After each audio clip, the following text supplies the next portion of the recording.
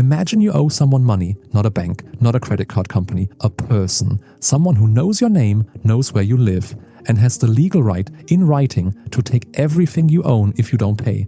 That feeling sitting in your chest right now, Rome invented it, and it never really went away. 2,000 years before the mortgage, before the interest rate, before the credit score, the Romans built a debt system so sophisticated, so brutal, and so deeply psychological that almost every financial anxiety you feel today traces a direct line back to their empire.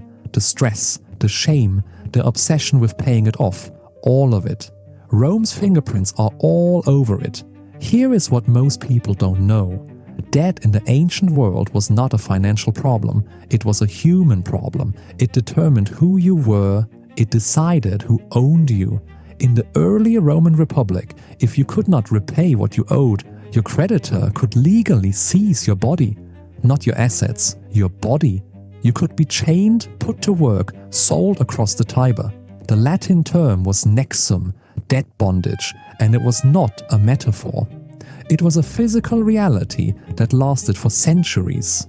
And your brain still remembers it.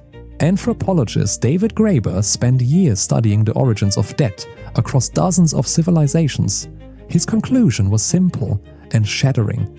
Debt is older than money. Before coins existed, before markets existed, humans kept moral ledgers. You owe me, I owe you. These were not just financial transactions. They were the architecture of social belonging. To be in debt was to be connected to someone. To refuse repayment was to destroy the bond entirely. Rome turned that ancient psychology into law. The 12 Tables, Rome's first written legal code, etched into bronze around 450 BC, contained explicit rules about what creditors could do to debtors who failed to repay. The text is disturbing in its precision. After a period of public humiliation, the debtor could be handed over to the creditor. If multiple creditors were owed, some interpretations of the text suggest the body itself could be divided. Historians still debate whether this was literal or symbolic. But the point was never really about the flesh. The point was terror. The point was that debt had consequences that reached into your very identity. This is why debt still feels like danger. Neuroscientist Ahmed Hamed and his colleagues at the Max Planck Institute studied the neural response to financial debt using brain imaging. What they found was not surprising to anyone who has lain awake at 3 a.m. thinking about a credit card bill. The same neural circuits that process physical threat, the amygdala, the anterior insula, activate in response to unpaid financial obligations. Your brain does not cleanly distinguish between a lion outside the cave and a loan you cannot repay. Both feel like survival. Rome knew this intuitively, and they used it deliberately. The Roman elite, the patricians, used debt as a weapon of social control for centuries.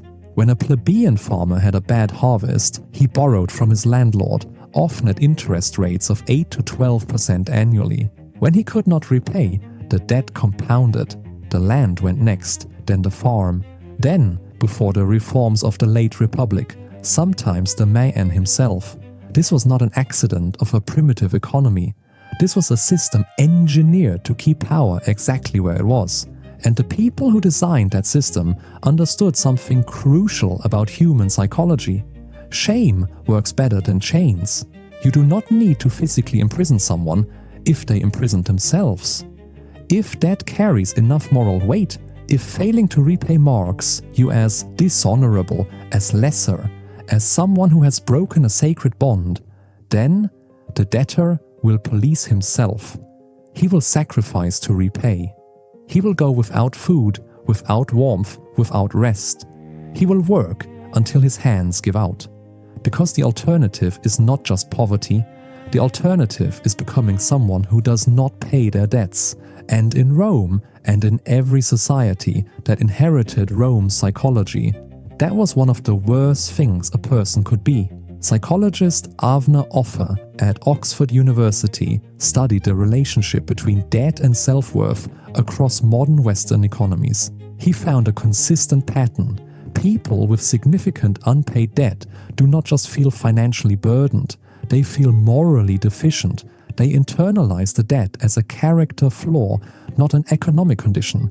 They experience what Offer calls commitment failure, a sense that they have broken a promise to themselves and to society, even when the debt itself was caused by systems entirely outside their control.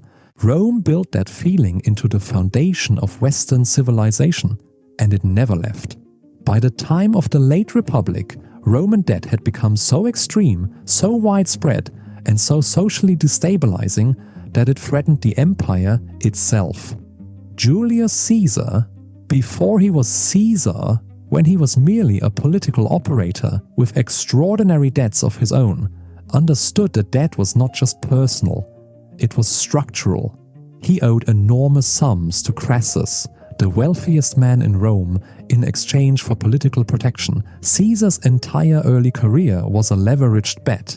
He borrowed to campaign, he borrowed to bribe, he borrowed to build the alliances that would eventually let him cross the Rubicon, and when he won, he forgave debts, not out of generosity, out of political genius.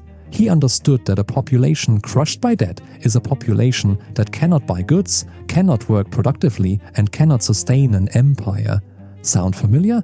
Here is the part that should stop you completely. Every debt relief program in modern history, every mortgage restructuring, every student loan forgiveness debate, every bankruptcy protection law follows the same logic Caesar was working with in 48 BC. The tension between creditor and debtor has never been resolved. It has only been managed. Rome managed it through conquest, bringing in enough plunder to temporarily ease the pressure. Modern economies manage it through inflation, through bailouts, through the slow erosion of purchasing power that shifts wealth upward while appearing invisible. The system did not become more fair, it became more sophisticated, and you are still inside it. The anxiety you feel about money is not weakness, it is ancient. It is wired into you by thousands of years of civilizations that use debt as a mechanism of control. The shame that creeps in when you check your balance, that is not a personal failing. That is Rome. That is the 12 tables. That is Nexum, repackaged in a credit score and delivered through an app on your phone. You did not invent this feeling, you inherited it. And now that you know where it came from, you can start to ask a different question. Not just, how do I pay this off? But who built this system? And why did they need you to feel exactly this way? Imagine you owe someone money. Now you know what that feeling actually is. It is not embarrassment. It is not failure. It is 2,000 years of engineered psychology, landing in your chest, right on time. The Romans are gone, the empire is gone. But the psychology they built around that is still alive. It's in our laws, it's in our institutions, and sometimes it's in our own heads. If you enjoy exploring the hidden history and psychology behind money, subscribe to Mind After Money, because the more you understand where your financial instincts came from, the less power they have over you.